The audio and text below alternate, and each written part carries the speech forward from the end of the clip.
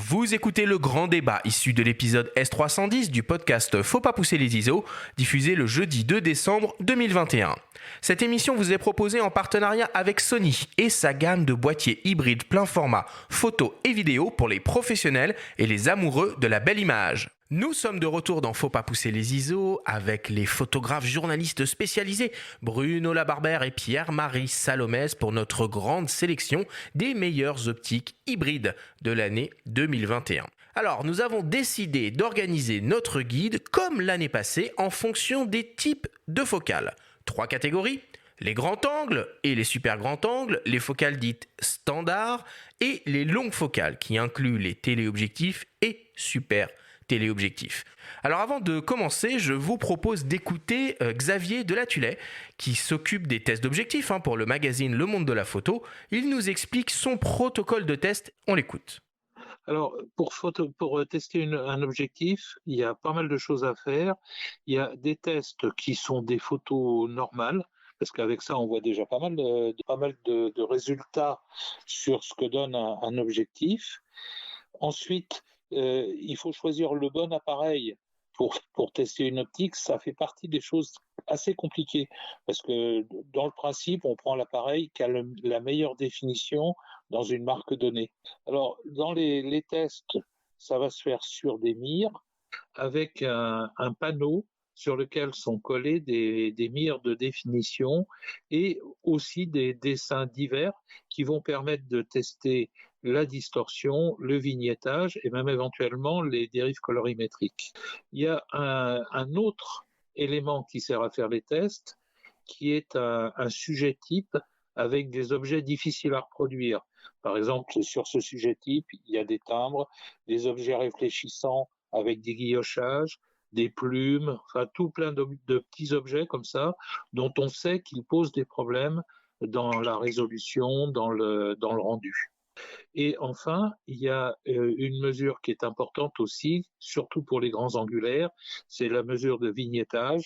Pour ça, j'utilise une source uniforme qui est photographiée hors focus, de manière à ce que ce soit que le problème de l'objectif qui apparaisse.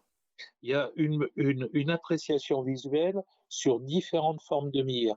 Parce que, en fait, suivant les appareils, on a des rendus qui sont différents sur les mires. Donc, ça, c'est fait à l'œil. Après, on fait des mesures plus précises, techniques, en utilisant la fonction de transfert de modulation. Avec ça, on peut savoir aussi ce qu'un objectif a dans le ventre, tracer une courbe et voir beaucoup de choses au niveau des aberrations chromatiques, par exemple. Ça se voit très très bien sur cette fonction de transfert de modulation. L'utilisation de l'objectif, c'est vraiment le mettre en situation, l'objectif, pour sentir l'intérêt qu'il a. C'est-à-dire qu'avec, je fais vraiment des vraies séances de prise de vue. Par exemple, il y a pas très longtemps, j'étais sur le nouveau 70-200 de Sony, celui qui est ouvert à 2.8 version 2. Cet objectif, je l'ai emmené dans différentes situations de prise de vue, en extérieur. J'ai fait aussi des photos sur un concert, parce que c'est typiquement une optique qu'on va utiliser dans un concert. Donc j'ai regardé comment il se prenait en main. Est-ce qu'il fallait mieux l'utiliser avec un monopode pour avoir une bonne stabilité, ou est-ce que la stabilisation de l'objectif et du boîtier suffisait à donner des bonnes images? Tout ça, je pense qu'on peut pas tester une optique seulement sur des mires. Il faut vraiment s'en servir. On se rend compte le travail immense qu'il y a derrière la réalisation d'un test d'objectif. Pierre-Marie, vous, comment vous procédez à chasseur d'images pour les tests d'optique ? Déjà, il y a aussi une chose à savoir, c'est que l'ancienneté de la revue fait que on a déjà testé énormément de choses, et quand un objectif arrive, en gros, il tombe dans nos mains, il tombe pas par hasard dans nos mains. C'est-à-dire qu'on a l'habitude de les prendre, d'en voir, donc on sent déjà un petit peu au ressenti comment il va être, la disposition des bagues, si c'est bien équilibré, si une disposition est plus maligne qu'une autre, s'il y a des choses s'il y a un déséquilibre qui apparaît. Après, ça, c'est un petit peu, on va dire, la partie où on prend l'objectif en main. Après, on passe évidemment sur des mires de test, comme l'a dit Xavier, sur le même principe, avec des mesures. Nous, on travaille avec le logiciel de DxOMark, qui nous permet donc d'avoir des mesures brutes, et après, elles sont réinterprétées par nous-mêmes dans notre labo de mesure, ce qui nous permet de sortir, donc, comme l'a dit Xavier, donc des courbes qui donnent la qualité de l'objectif en fonction de l'ouverture, les défauts qu'il a, le vignettage, la distorsion, la déformation des images, un petit peu tout ça. Et après, donc nous aussi, donc on prend l'appareil, on prend l'objectif, et si on a un petit peu de temps, si on va sur le terrain, on fait des essais, on regarde un petit peu comment ça se passe. Et puis voilà, quoi. On essaye de faire le plus complet possible, dans le minimum de temps, parce que malheureusement, on n'a pas toujours énormément de temps pour tester les objectifs. Donc voilà. Oui, parfois c'est quelques jours seulement. Ouais. On Oui, négocie ça, oui, pour voilà, les oui. avoir, mais... Et pour qu'on ait une idée, Pierre-Marie, vous testez combien d'optiques par an en moyenne? On va dire qu'on teste à peu près tout ce qui sort. Ok. Donc beaucoup. ça peut faire, oui, c'est ça, ça peut faire facilement une cinquantaine d'optiques. J'ai pas regardé exactement, je peux pas te dire comme ça à l'œil, mais je pense qu'il y en a pas mal, oui, quand même. Bruno, Xavier parlait d'une scène test. Je me souviens quand on avait conçu à l'époque où on était tous les deux à Focus et au numérique, la fameuse célèbre scène test. C'était un travail de titan quoi qu'on avait fait. Avec la Barbie, là. Non, à côté de la Barbie, mais je me souviens, on a commencé à y réfléchir peu après que je sois arrivé chez le numérique, donc on était en 2013, et elle commençait à vraiment bien tourner l'année avant que je parte, donc en 2017. Voilà, donc en gros, une scène test, on met 3-4 ans pour la redessiner, parce qu'il faut tenir compte des performances actuelles des objectifs et des capteurs. Il faut se projeter sur l'éventualité qu'ils nous sortent derrière les fagots un capteur de 100 ou 200 millions de pixels. Il fallait en plus, chez les numériques, tenir compte du fait que cette scène test était utilisée pour les smartphones. Donc, à la fois, il fallait que ce soit capable de tester un objectif sur un GFX 100S moyen format de 100 millions de pixels et sur un smartphone de 12 millions de pixels avec un capteur gros comme une tête d'épingle. Mais du coup, on peut pas tout tester de toute façon sur ces mires. Par exemple, un fisheye ou un super télé, je sais pas, un 800 mm à un moment, enfin 800 peut-être encore, mais on va se retrouver limité, non? Alors, il faut se débrouiller avec le propriétaire des lieux et il faut casser des murs parce que c'est bête à dire, mais des fois, en fait, c'est rigolo cette scène parce qu'on se rend compte qu'il y a des trucs très basiques, comme tu dis, le 800 mm, des fois, il faut des pièces de 15-20 mètres de recul. Il faut des rails qui soient parfaitement perpendiculaires, à plat, parallèles. C'était toute une histoire, ça, les rails. On passe plus de temps, finalement, à régler son appareil, à régler ses lumières, qu'à déclencher, parce que déclencher, ça, c'est facile. Tu utilises le retardateur et à processer tout ça. Mais c'était une bonne expérience. Surtout, ce que j'en retiens, c'est la partie évoquée par Xavier des tests terrain. Ça, c'est en vrai, c'est assez difficile parce qu'une fois qu'on est sur le terrain, on vit dans une époque formidable. Quasiment tous les objectifs font des bonnes photos. Et finalement, c'est une histoire d'appréciation personnelle. On va en parler tout à l'heure, mais objectifs à portrait. Un objectif à portrait qui n'est pas parfaitement homogène à la pleine ouverture sur les bords.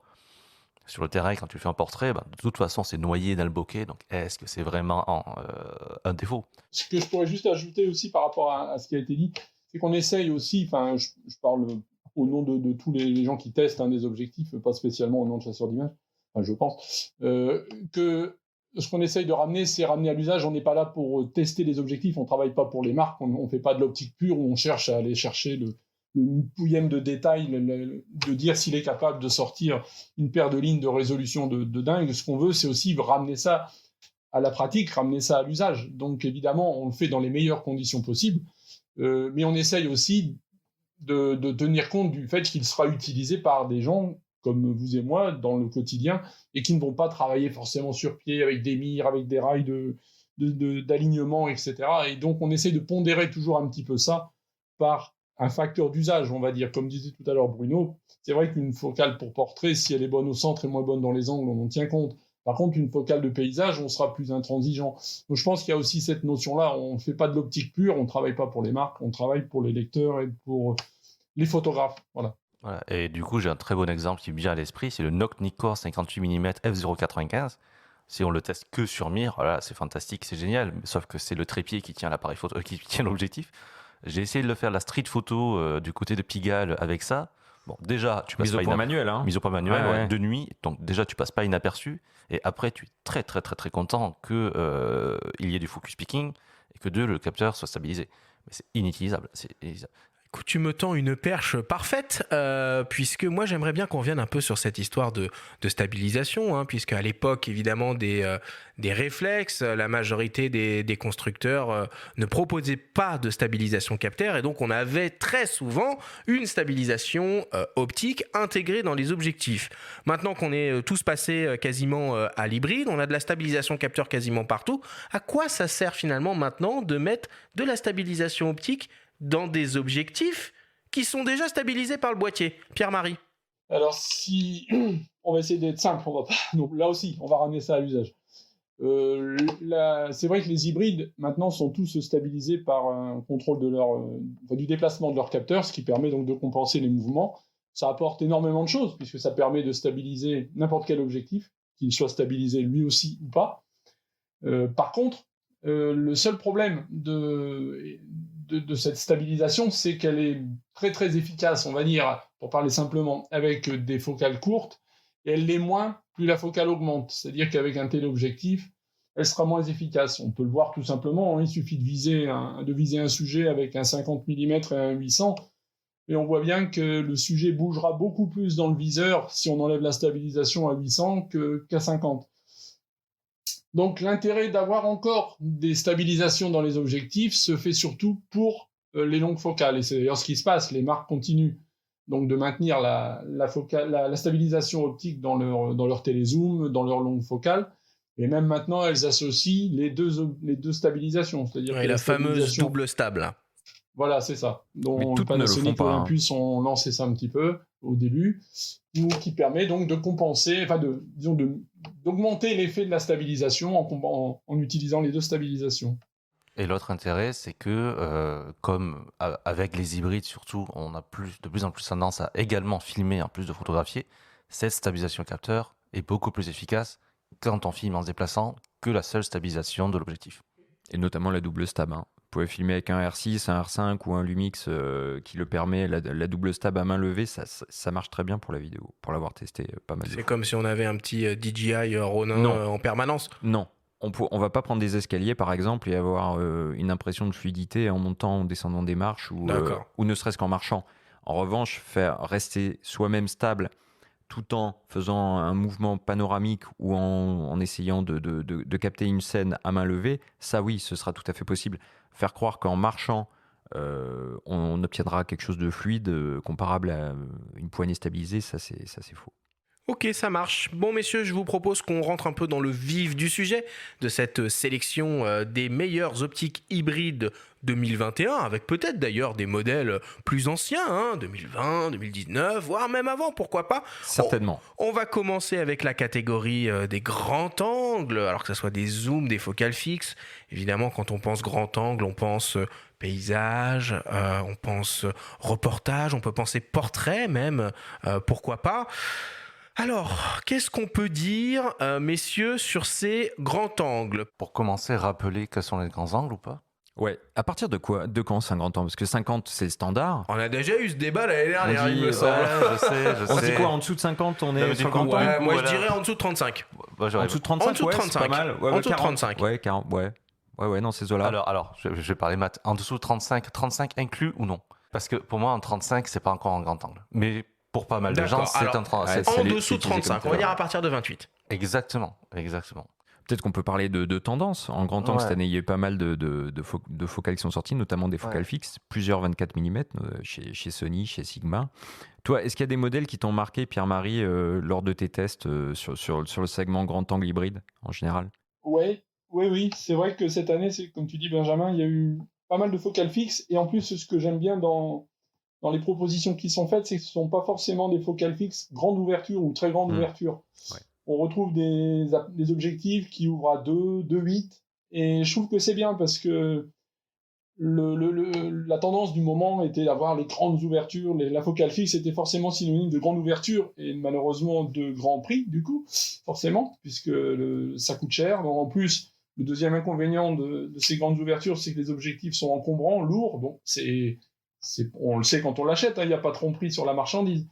Mais par contre, je trouve que d'avoir des focales fixes qui propose des ouvertures de 2, de 8, comme vient de le faire Sigma avec toute sa petite série Contemporary I, là, la série CI. Elle est belle celle-là, ouais. Alors non seulement les optiques sont, comme tu dis Arthur, elles sont belles, elles sont un peu vintage, tout en métal, avec des belles bagues de mise au point, de diaphragme, et en plus, elles proposent donc des ouvertures comme là, donc si on va rester donc en dessous de 35, donc il y a un 24-3.5 en monture, donc qui est en monture L, mais aussi disponible en monture E, qui vraiment, moi je l'ai utilisé, je fais pas mal de reportages et de rues, et je l'ai utilisé, et c'est vraiment super agréable, quoi, parce que c'est tout petit, c'est sympa, on retrouve des petites habitudes qu'on avait quand on travaillait à l'argentique avec des focales compactes, parce que le problème de l'hybride en ce moment, c'est que ça prend de l'embonpoint. Alors c'est vrai qu'il y a les moteurs intégrés, il y a plein de choses, mais je pense qu'en ce moment, il y a un petit peu aussi du faire-valoir. On gonfle un petit peu les optiques pour qu'elles soient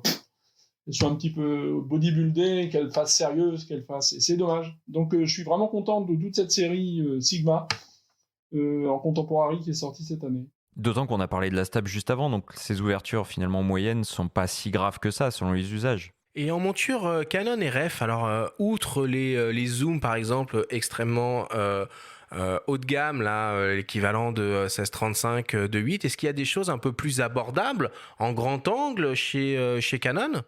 Chez Canon, il y a un 14-35. Alors là aussi, si on va pas rentrer trop dans la technique, mais l'intérêt de l'hybride, c'est d'avoir permis des choses différentes au niveau des optiques.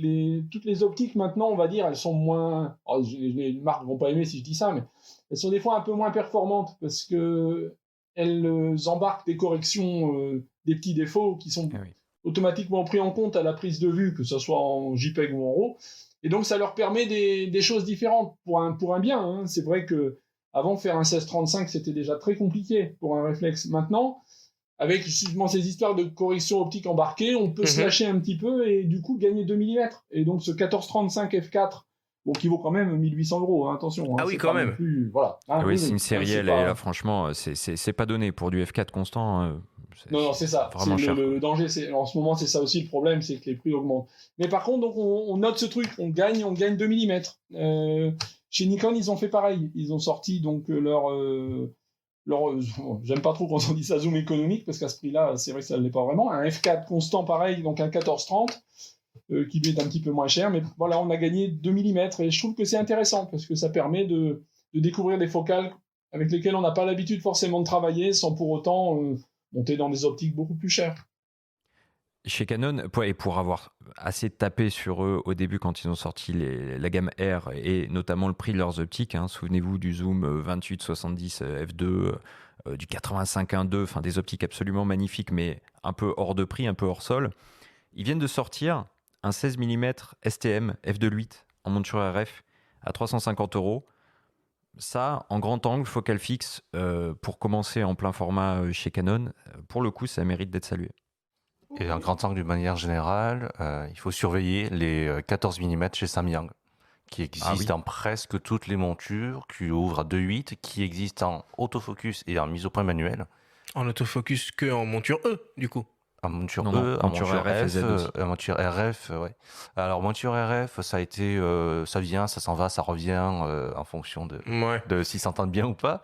Mais voilà, ça c'est aussi l'avantage des hybrides. Bon, ça existait avant, mais il y a de plus en plus d'opticiens tiers qui viennent se mettre sur des produits de niche dont les très très grands angles font partie. Et il ne faut pas non plus négliger les objectifs chinois. Il y a Laowa qui est très très bon sur les objectifs sans distorsion. Les 0D. Ouais, tous les 0D. Qui ne coûtent pas une blinde. Voilà. Après, on est sur des objectifs très spécifiques qui souvent sont faits pour l'architecture. Et puis attends, chez Laowa, il y a le 24 mm étanche strobe que tu peux mettre. Oui, mais là on est sur vidéo, la macro, c'est plus sur le macro que le grand angle. Voilà, ça reste en 24 mm. Ça reste tu peux fourrer partout, c'est assez marrant. Littéralement, oui. Voilà. Mais pour revenir sur ce que dit Jean-Marie, effectivement, j'ai eu un gros coup de cœur ces dernières années pour le 14-30 de chez Nikon, qui a l'avantage de rentrer dans la poche et de mémoire d'être à moins de 1 000 €. Donc ça fluctue en fonction des semaines. Mais ça fait partie de ces objectifs. On pourrait toujours les avoir sur soi. Ils permettent de tout faire. Et le fait d'avoir opté pour une conception où le boîtier corrige une bonne partie des déformations optiques et des défauts de vignettage, entre autres, ça permet d'alléger tout, la facture et le sac.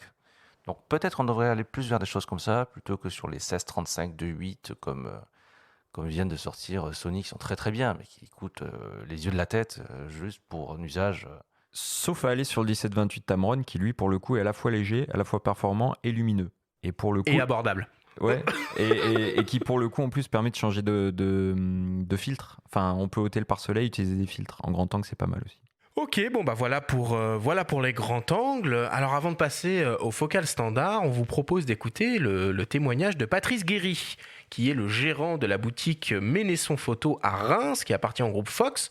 On lui a demandé quelles sont les nouvelles optiques de l'année les plus marquantes selon lui. On l'écoute. Alors, pour moi, il n'y a pas vraiment, déjà bonjour à tous, il n'y a pas vraiment d'optique réellement marquante, absolument. Moi, ce que je vois surtout, et ça c'est un signe, des opticiens comme Tamron et Sigma s'orientent de plus en plus vers le marché qui est là, comme les hybrides. Donc on voit apparaître des optiques fort intéressantes, pas forcément marquantes, mais très intéressantes, à la fois qualitatives et en prix, sur de la compatibilité pour du Sony, pour du Fuji. On attend avec une petite impatience la monture Canon RF qui va sûrement être commercialisée par ces deux opticiens. Alors ça a un énorme avantage, c'est que ça permet aux clients d'avoir un choix extrêmement large, à la fois en termes de qualité, mais surtout en termes de budget. Ça dynamise le marché parce qu'effectivement, on voit des petits optiques apparaître comme les 28-75, les 28-70, qui sont des optiques à la fois en ouverture de 8, mais surtout petite. Donc, pour quelqu'un qui a acheté un appareil comme le dernier petit Sony ou autre, c'est à la fois abordable en prix et surtout en taille. Donc voilà, pas forcément d'optique absolument marquante, mais en tout cas, une démocratisation de l'hybride. Là, on voit qu'il y a une vague de fond. Nous, on le voit en magasin où, écoutez, je suis très intéressé par l'optique Sony, mais le Sigma, qu'est-ce qu'il vaut voilà. Et ça, c'est vraiment, je pense que c'est représentatif d'un marché qui se développe au mieux. Voilà un petit peu ce que je pourrais dire sur les objectifs. Alors moi, s'il y a bien une optique qui m'a marqué cette année, c'est le zoom Tamron 35-150 mm f2.8 en monture Sony E, qui couvre le format 24-36, qui est pour le coup, à mon sens, une vraie innovation avec un range de focale assez original et en plus des ouvertures maximales très très très généreuses. Bruno, est-ce qu'il y a une optique qui t'a particulièrement marqué cette année ? Oui, alors c'est pas exactement cette année, c'est l'année dernière, mais c'est le Fujinon 50 mm f1 qui est le premier objectif f1 autofocus que j'utilise. Parce que si je dis pas de bêtises, c'est aussi le premier. Non, c'est le deuxième d'ailleurs. Il avait déjà existé un Canon EF ouverture f1, mais qui était impossible à utiliser. Et celui-ci, j'étais agréablement surpris, des performances, et de la réactivité de l'autofocus. Donc c'est un objectif, on est entre la focale standard et le début de l'optique pour portrait, mais ça m'avait bluffé, surtout en passant juste après le Nock-Nikkor qu'on a précédemment évoqué. Donc ça, c'est une optique que j'ai beaucoup aimée. Et après, un petit peu l'année dernière également, chez Sigma toujours, on a en reparlé, leur 45 mm 2.8, le tout petit, le Contemporary, qui existe en monture L et en monture E, qui est une optique à tout faire, à avoir toujours sur soi, qui est pas la meilleure, très clairement, mais qui rend bien des services. Ouais. Et je préfère largement avoir un objectif facile à transporter et facile à dégainer que d'avoir le meilleur objectif du monde de manière absolue. Pierre-Marie, toi, il y a une optique qui t'a un peu marqué cette année ? Non, il y en a eu d'autres. Non, c'est vrai que le 50 mm f1 était quand même impressionnant parce que réussir à motoriser un objectif pareil en mise au point automatique, c'est vrai que c'était quand même un beau challenge. Non, moi, ce qui me plaît bien cette année aussi, c'est que les marques d'hybrides qui travaillent en hybride ont au début conforté une gamme avec des grandes ouvertures. Et la tendance actuelle, c'est quand même d'essayer donc de démocratiser en proposant des objectifs qui sont un petit peu moins ouverts et un petit peu moins chers. C'est quand même intéressant parce que c'est vrai que dans toutes les gammes maintenant, on a en gros un f1.4. Si on prend une focale fixe, on a un f1.4 et on a un 2 ou un 2.8 équivalent. En zoom, on a le 2.8, mais on a aussi le f4. Alors, moi, je trouve que c'est vraiment intéressant parce que sinon, au bout d'un moment, on va perdre les gens. Enfin, moi, c'est vrai que j'aime bien les beaux objets, j'aime bien les optiques, j'aime bien les grandes ouvertures. Mais quand on voit le prix de ces objectifs, on va laisser du monde sur le coin de la route. Là, on va plus intéresser personne, quoi. On va devenir un des photographes élitistes et moi, ça m'intéresse pas. Donc, dès que je vois dans les gammes des 2.8, des f2, des zoom f4, avec des prix qui sont en dessous de 1 000 €, moi, je trouve ça bien, quoi. C'est plus ça qui m'intéresse. Une tendance, comme disait d'ailleurs justement le revendeur là, de Rennes, c'est ça. On constate que les marques commencent un petit peu, même si le marché est en repli, à essayer de considérer qu'il faut essayer d'attirer des gens, quoi. Et en attirant des gens, le seul moyen, c'est d'avoir des objectifs un petit peu moins chers quand même. Ouais, puis là, il y a Nikon qui a sorti encore une fois des focales fixes. Bon, on va considérer du coup, par rapport à ce qu'on a dit, que le 40 mm va être du standard. On peut peut-être se mettre d'accord là-dessus. Et ça devient intéressant. C'est des focales qui couvrent le 24-36, mais qui sont très abordables. Un petit peu comme le 16 mm STM de Canon dont on a parlé tout à l'heure. Et en micro 4 tiers, il y a OM System qui sort aussi un 20 mm 1.4, qui, ma foi, est extra plat, qui devient aussi abordable, quoi. Voilà. On n'est pas dans des budgets délirants et on peut s'équiper avec de belles ouvertures en focale fixe. Voilà, la bonne nouvelle, c'est que quasiment tout le monde a un 50 mm 1.8 à moins de 1 000 €. On est encore loin de l'époque des réflexes où les 51.8 s'achetaient pour 150, 200 €. C'est ça. Mais il y en a un chez Canon. Le RF 51.8. Ouais, le STM. Ouais. Alors du coup, donc sur ces focales standards, donc à partir du 35 mm, mon cher Bruno, alors en focale fixe, on imagine un 35 ou un 50 mm, puis peut-être pour les zooms, le traditionnel 24-70 mm, qui soit en f4 constant, en f2.8 constant ou en 3.5-5.6. Pierre-Marie, qu'est-ce que tu pourrais proposer comme optique dans les différentes montures, avec une approche, avec un bon rapport qualité-prix, ce qui te tient à cœur si j'ai bien compris? Il y a 2 zooms qui sont un peu, on va dire même 3, il y en a un petit peu dans toutes les montures.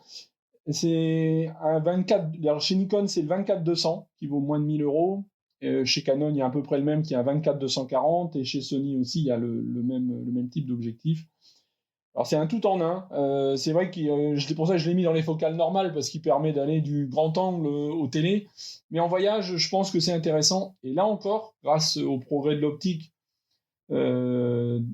qui concerne les hybrides, on arrive à des performances qui sont plus que très honorables. Moi j'appelle ça excellent parce qu'avoir un range de 24 à 200, c'est impressionnant, avec une qualité d'image qui est très bonne. Et celui qui veut pas changer d'objectif, celui qui veut partir en voyage léger, un 24-200, c'est pas mal. Il suffit de compléter justement par une petite focale fixe lumineuse qui correspond à notre pratique. Si on fait de la macro, on s'achète un 50 macro. Si on fait du portrait, on prend un petit 85, un 8.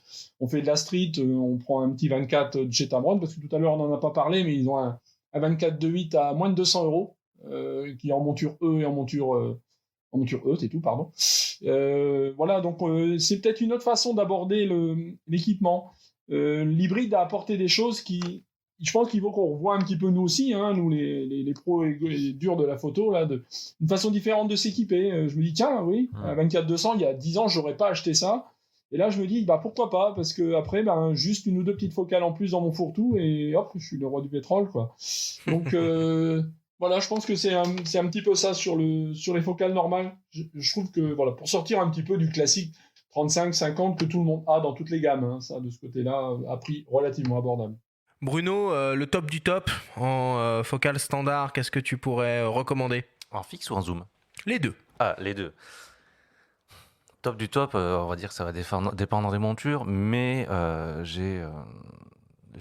j'aime bien deux zooms chez Tamron et chez Sigma, le 28-75 de 8 chez Tamron et le 28-70 chez Sigma, donc qui n'ont pas des amplitudes aussi élevées que les 24-200 évoqués par Jean-Marie. Mais qui sont de 8 constants. Mais qui sont de 8 constants, et qui permettent de tout faire, de le faire bien, de manière lumineuse, et qui sont disponibles dans la plupart des montures intéressantes.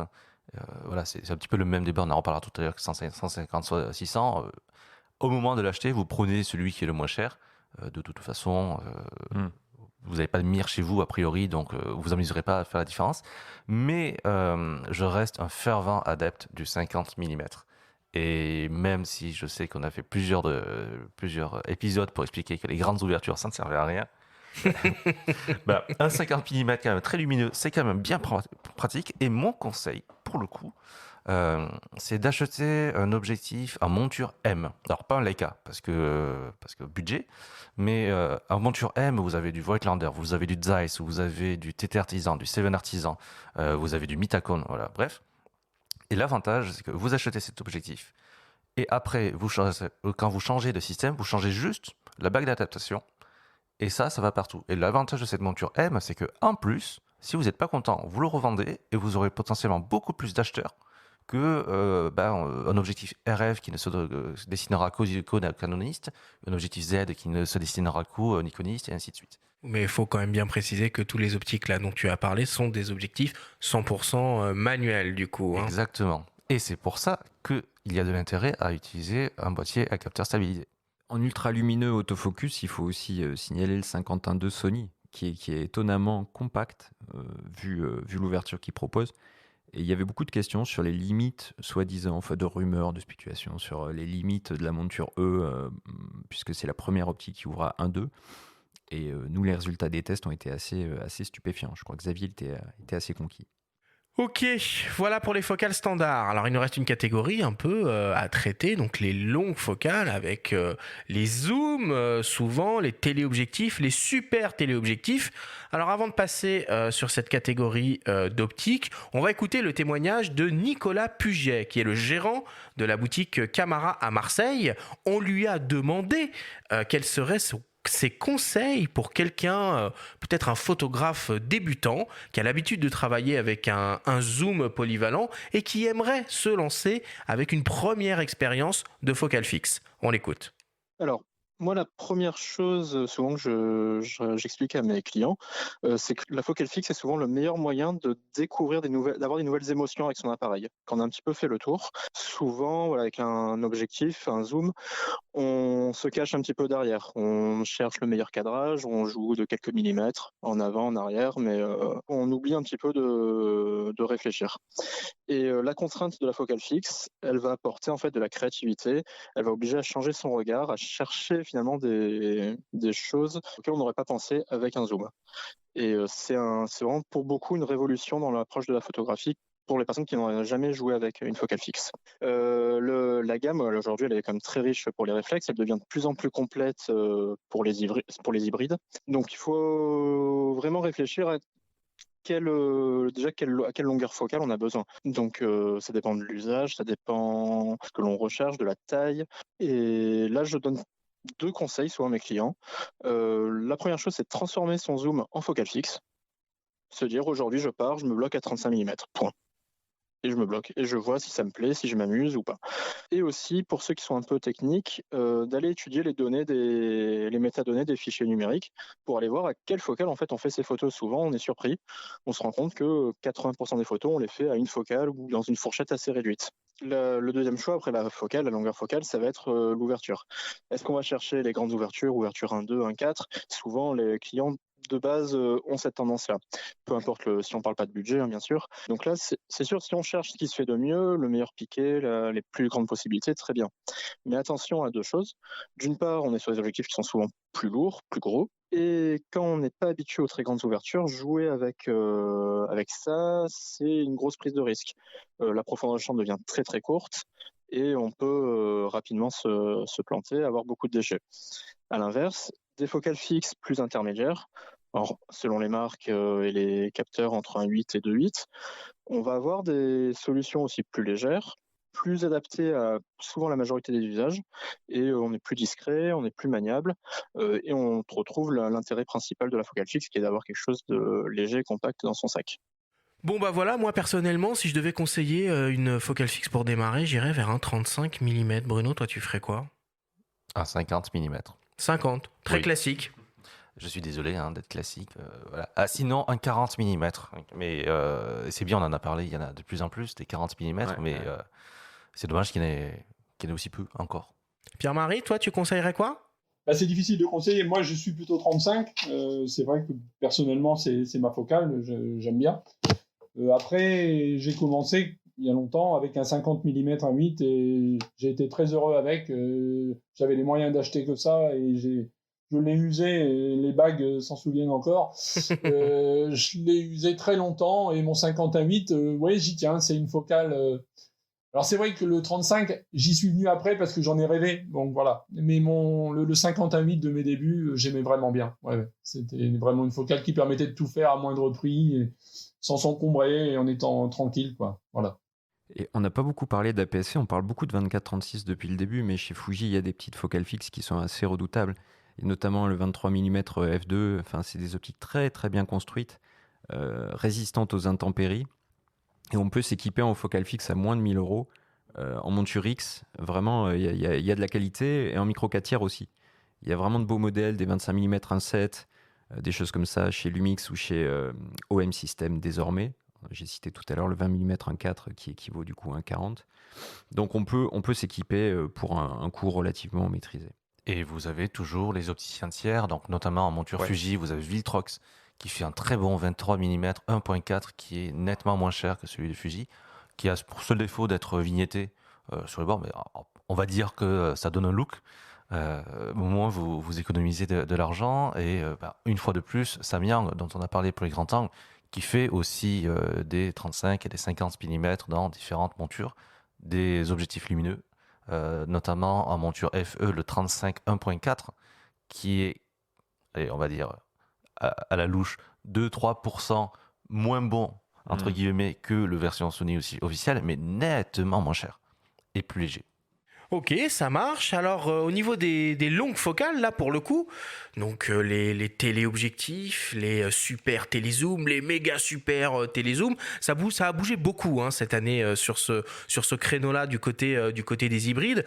Bon, alors évidemment, il y a les célèbres focales fixes, les 400 mm, les 600 mm, les 800 mm, mais il y a aussi des zooms ultra polyvalents, des 100-400, des 150 600 mm. Qu'est-ce qu'on pourrait proposer avec un bon rapport qualité-prix, Pierre-Marie, dans les différentes montures qui nous intéressent?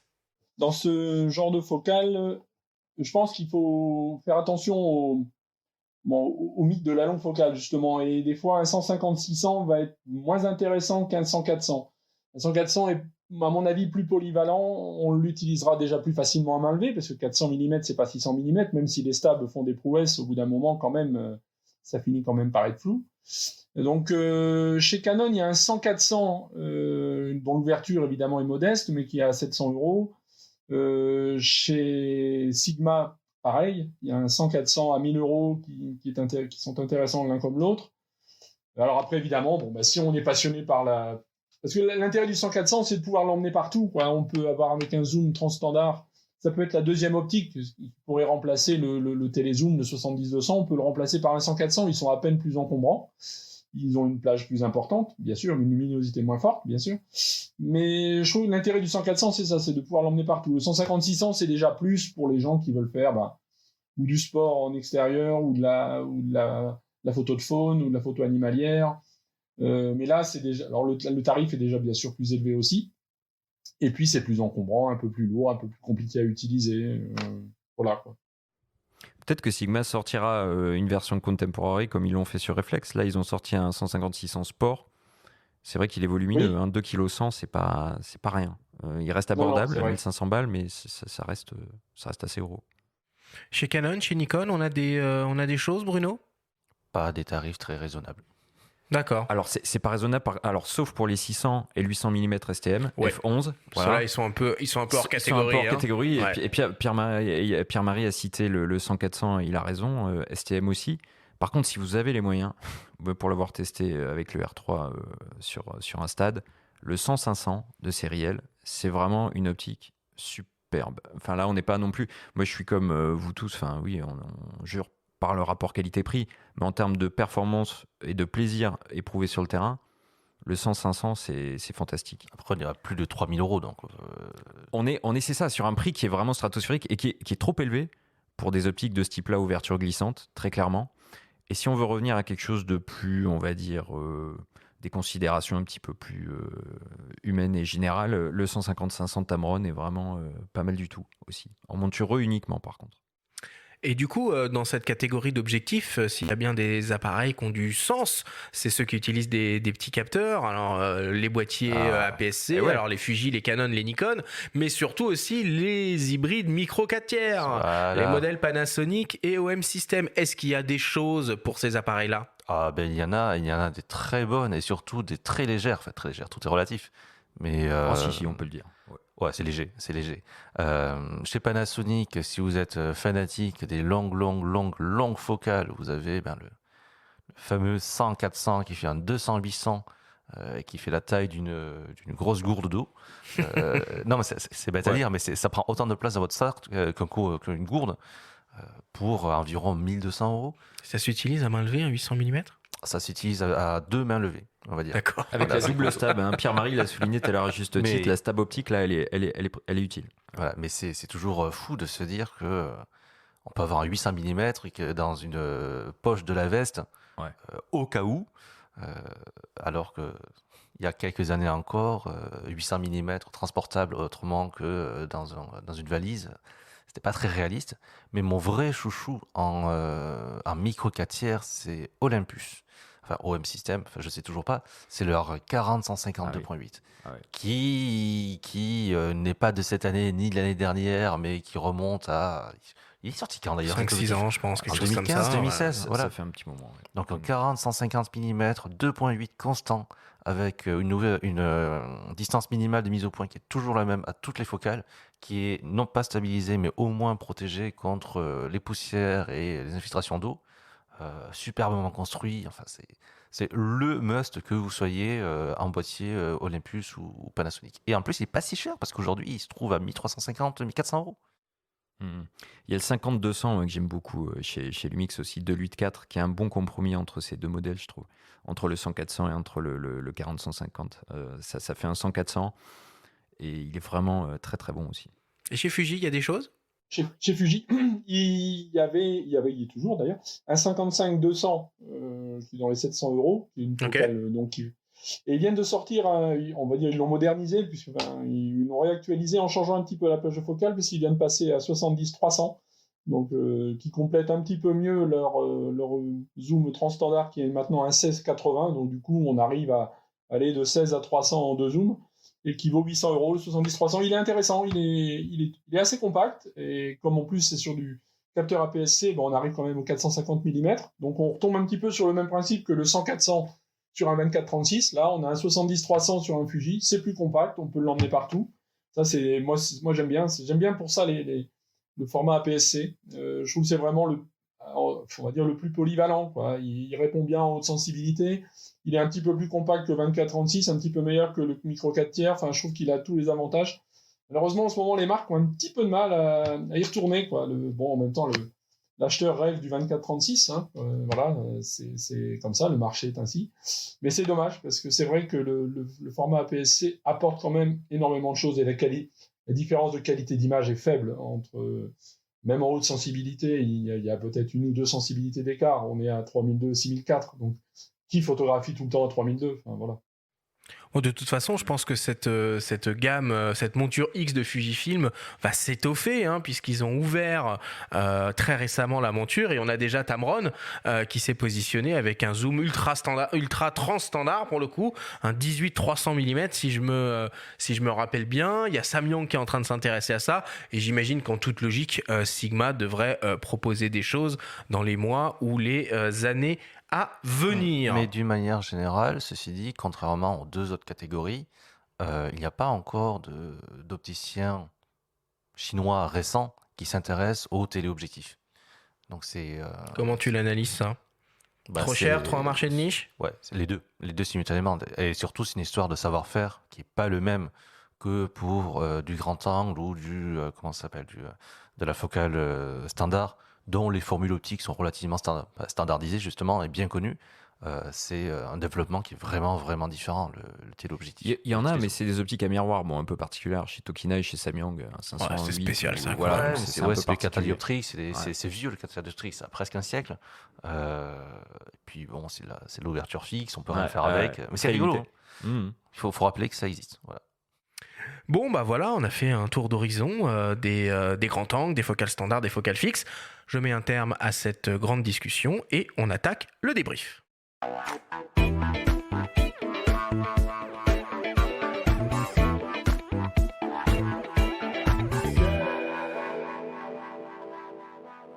Nous sommes toujours avec les journalistes Bruno Labarbère et Pierre-Marie Salomès du magazine Chasseur d'images pour notre grande sélection des meilleures optiques hybrides 2021. Bruno, Pierre-Marie, si on devait essayer de résumer et de synthétiser en quelque sorte l'essentiel des informations à retenir de notre discussion, qu'est-ce que ce serait ? Bruno, c'est toi qui commences. Je dirais que ce que l'on en retient, c'est que l'hybride est mûr. Ce qu'on lui reprochait il y a encore pas si longtemps, c'était de ne pas avoir assez d'objectifs. Et là, la discussion a bien prouvé que dans toutes les gammes, toutes les montures, toutes les tailles de capteurs, on était capable d'aller du très grand angle au téléobjectif. Donc, pour les personnes qui étaient encore réticentes à l'idée de passer sur ce genre de boîtier, ça fait un contre-argument à moins. Donc ça, c'est une excellente nouvelle. Une deuxième très bonne nouvelle, c'est que pour la plupart des montures et des tailles de capteurs, on a à la fois les objectifs des constructeurs et les objectifs tiers. Donc là, la bonne nouvelle, c'est que que vous ayez un budget de quelques centaines à plusieurs milliers d'euros, vous finirez par trouver votre bonheur. Et pour la deuxième, je ne volerai pas à Jean-Marie son propre argument des objectifs avec un range allongé et peut-être des ouvertures plus faibles qui permettent d'envisager des achats qu'on n'aurait pas fait avant. Mais là, je préfère laisser la main du coup à Jean-Marie. Pierre-Marie, désolé Pierre-Marie. Il n'y a pas de souci. C'est vrai que sur cette année, ce qu'on peut remarquer, on l'a dit tout à l'heure au début, c'est que commence à y avoir un enrichissement de la gamme optique et donc une diversification avec des objectifs qui sont un petit peu moins chers, même si ça reste encore cher, parce que quand même l'hybride, par rapport au réflexe, l'hybride est quand même beaucoup plus cher encore en ce moment au niveau des tarifs. Le marché en repli explique cela. Il y a moins de pièces à vendre et forcément, voilà, quoi. C'est pas compliqué à comprendre. Donc, je pense qu'on va pas s'en aller vers une diminution des tarifs. Donc, c'est très bien. Moi, je pense devoir arriver des objectifs qui soient un petit peu moins chers. Alors, un petit peu moins ouverts pour certaines, mais c'est des compromis qui sont intéressants. Surtout que les hybrides, comme on l'a dit, sont pratiquement tous stabilisés, donc ça permet de compenser un petit peu les flous de bouger de l'opérateur. Et puis oui, moi c'est vraiment ça que je retiens avec l'arrivée à l'hybride, c'est que moi en tant qu'expert, jamais je serais allé sur un 24-200 et finalement je me dis, oui, c'est pas forcément bête. J'ai mon 24-200 pour aller me promener, pour aller en voyage, pour faire une sortie du dimanche sans trop me prendre la tête, et puis je m'achète un petit Viltrox 80 parce que il me plaît bien, je m'achète un petit Samyang 24 mm, pas très cher, je tente le coup. De toute façon, en investissant peu, on risque pas grand-chose, on peut le revendre d'occasion. Je pense qu'il faut aussi pas se précipiter, c'est l'idée de se dire, à 24-200, bon, on voit si on débute, bien sûr, si on débute, on voit ce qu'on fait, on voit les focales qui nous intéressent, on voit ce qui nous plaît, puis après, on regarde, et puis on choisit en fonction de sa pratique, voilà. Et surtout qu'on peut le compléter, ce genre de zoom, avec des focales fixes. Et ce qu'on peut dire aussi sur toute l'année, c'est qu'il y a eu quand même beaucoup de focales fixes qui sont sorties. Particulièrement, il y a une sorte de retour de ce type de focale pour apprendre, c'est pas mal aussi, pour se faire l'œil. Moi, je recommande souvent ça aux gens. Quel est l'acteur finalement hybride qui propose le plus de choix d'optique, le système ? C'est toujours... Alors, c'est pas forcément Sony lui-même, mais en tout cas, la monture Sony FE, c'est de très très loin la plus fournie. Il suffit de regarder n'importe quel site marchand. Dès qu'on clique sur l'onglet Sony FE, il y a tout de suite 14 pages d'objectifs. Quand on clique à côté sur, au hasard, Canon RF, il y a 2 pages, 3 grand max. C'est un avantage et c'est aussi un énorme inconvénient parce que quand on se retrouve avec 14 variantes autour de 50 mm qui vont de 150 à 4000 euros, la personne qui veut s'équiper, c'est pas forcément toujours qui fait quoi, pourquoi, comment c'est justifié. Voilà, c'est un piège. C'est un piège. Mais au moins, il a le choix. toute façon, ça a toujours été la stratégie de Sony d'ouvrir quasiment dès le début les caractéristiques de cette monture E. Alors Fujifilm vient de le faire. On attend maintenant du coup un peu au tournant Canon et Nikon pour voir s'ils vont ouvrir un petit peu leur système pour que des constructeurs tierces proposent des objectifs compatibles. Benjamin, il y a encore des choses en optique réflexe ou c'est complètement terminé? Bien sûr, bien sûr qu'il y a plein de choses. Et puis, il y a encore des manques, du coup, sur les hybrides qui peuvent être comblés avec des optiques réflexes. Ceux qui aiment la bascule et décentrement, par exemple. Chez Canon, dans la monture L, il y a de super modèles, un 17, un 24 mm de mémoire. En macro, il y a encore des lacunes chez certains. On commence à voir arriver des optiques macro. D'ailleurs, chez Canon et Nikon cette année, il y a eu des très beaux 105 mm, on n'en a pas parlé. Enfin, un successeur du 100 mm sériel et un successeur du 105 mm micro AFS qui fait bien le job, avec un petit 50 aussi chez Nikon. Mais par exemple, chez Lumix en monture L, il n'y a toujours pas d'optique macro, ça c'est une lacune. On trouvera le 105 macro Sigma, série Art, qui est très très bon. Donc oui, les optiques réflexes, elles sont toujours là. Et puis pour ceux qui ont des Pentax, heureusement. Ça marche bien toujours l'utilisation d'objectifs réflexes Canon et Nikon sur des hybrides avec l'utilisation de bagues d'adaptation? Si tu restes de la même marque, oui. Si tu restes avec une bague FTZ pour mettre des objectifs Nikon réflexes sur des boîtiers hybrides Nikon, ça marche. Les bagues Nikon EF vers RF marchent bien et en plus elles sont très intelligentes. C'est l'idée géniale de Canon de ces dernières années de faire 3 bagues, une qui fait une pure connexion électromécanique et une autre qui permet de rajouter une petite bague paramétrable de fonction et surtout la plus géniale, c'est celle qui permet de mettre un filtre ND ou un filtre polarisant et ça alors c'est probablement breveté pour le coup, mais je comprends pas pourquoi tout le monde ne propose pas ça. Et c'est absolument fantastique. Par contre, il y a des montures qui manquent clairement de bagues. La monture L, moi je cherchais l'autre jour, il y a encore presque rien en monture L ou alors en très cher. Et Il y a une bague qui va de Canon EF vers L, il me semble, proposée par Sigma. Ouais, il y a ça, mais Oui. comme tu vois, j'aime bien utiliser des vieux objectifs sur les hybrides. En monture E, tu as absolument de tout vers tout, même des objectifs, même des montures qui n'existent plus depuis 50 ans. En monture Z, t'as pas grand-chose, un bag. En monture RF non plus, mais en monture L, c'est le désert à part nouveau flex. Et tu as raison de souligner la pertinence des différentes bagues pour le système RF. Là, il y a Nikon qui vient d'annoncer un FTZ2. Nous, on ne l'a pas encore testé, mais il faudra voir ce que ça donne. Donc, ça veut dire aussi qu'il y a sûrement un public pour ce type d'accessoires. Et perso, je voulais juste ajouter un petit truc, mais j'ai pu tester le R6 avec une bague, du coup, et le 100-400 prévu pour les réflexes, version 2. J'ai été étonné, en iServo, donc équivalent autofocus avec suivi chez d'autres marques, de la qualité du suivi et des résultats avec cette optique-là. Franchement, c'est vraiment étonnant. Bon, on va rêver un peu maintenant et puis on va essayer de passer à la catégorie des coups de cœur. Pierre-Marie, Bruno, Benjamin aussi évidemment. Quels seraient vos coups de cœur, toutes marques confondues, tout budget confondu, dans ces 3 catégories de focales qu'on a évoquées, à savoir les grands angles, les focales standards et les téléobjectifs. Pierre-Marie, est-ce que tu veux commencer? Ouais.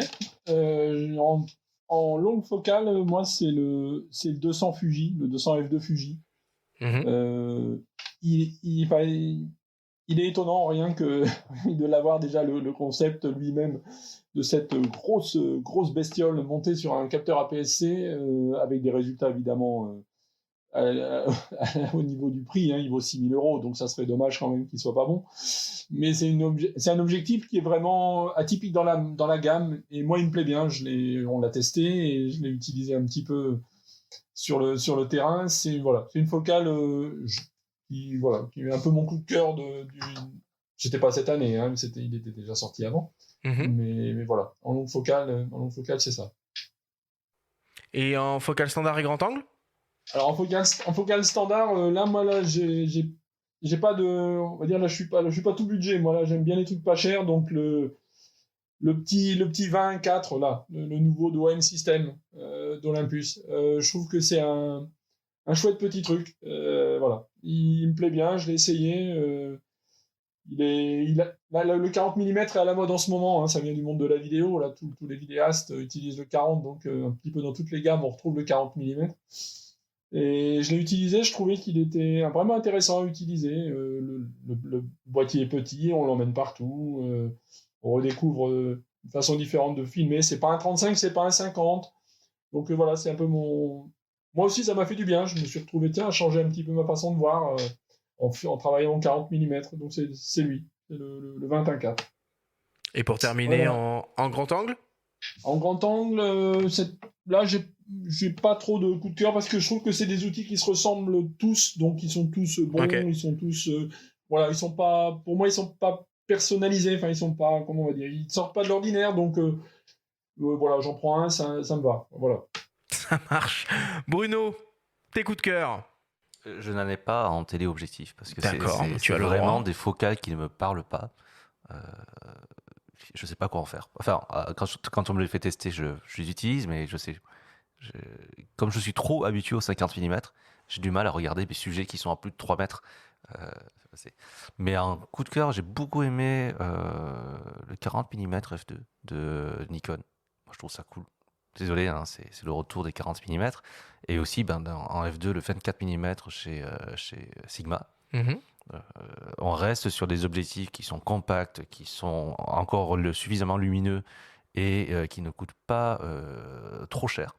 Et qui coûtent moins cher que les boîtiers sur lesquels ils sont montés. Donc ça, c'est une bonne chose.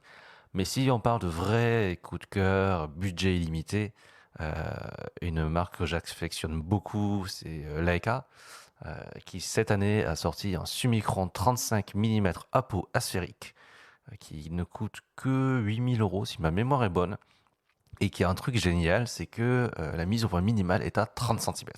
Ce qui a l'air de rien comme ça, mais normalement les objectifs télémétriques, ça va jusqu'à 70 cm, après on a le problème de triangulation, et là ils en ont fait un qui descend à 30 cm, donc ils ont bien... Soit ils nous préparent un truc, par exemple un M11 qui serait capable d'aller jusqu'à 30 cm, soit ils ont vraiment bien intégré le fait que leurs objectifs étaient utilisés sur autre chose que du M. Et par contre, ils n'ont toujours pas intégré qu'on n'ait pas tous 8 000 € pour un 35 mm. Bon, ça c'est la vie, on va dire. Merci Bruno. Et toi, Benjamin, tes coups de cœur ? Le coup de cœur cette année, il est totalement déraisonnable. Alors, c'est pas du 8000 balles, comme vient de le dire Bruno, mais enfin, c'est assez déraisonnable pour une focale fixe téléobjectif. C'est un 135 mm f1.8 G-Master que j'ai testé avec l'Alpha 7 IV. Donc, c'est pas une optique qui est sortie cette année. Mm-hmm. Elle vaut 1 800 €. Mais c'est vrai que j'ai rarement éprouvé un tel plaisir à utiliser une longue focale. Et la qualité des images obtenues m'a subjugué. Et dans les focales standards et les grands angles, tu aurais des petits chouchous ? Ouais, je vais rapidement citer aussi le 100-400 que j'aime beaucoup, de manière générale, comme plage de focale pour les télés, très polyvalente. Et dans les standards, ouais, en APS-C, j'ai envie de reciter le 23 mm f2 de Fuji. C'est vraiment il y a toute une série de focales fixes qui est très sympa. Tout comme le 35 mm f1.8 chez Lumix, qu'on trouvera aux côtés de 3 autres optiques qui ont exactement les mêmes gabarits. Donc si vous voulez investir, si vous faites de la vidéo, vous voulez calibrer votre poignet stabilisé, vous pouvez calibrer un 24 mm et vous pourrez ensuite monter sans refaire les réglages, un 35, un 50, un 85, un 8, c'est pas mal. Ça fait gagner du temps. Bon, écoutez, merci beaucoup pour toutes ces explications.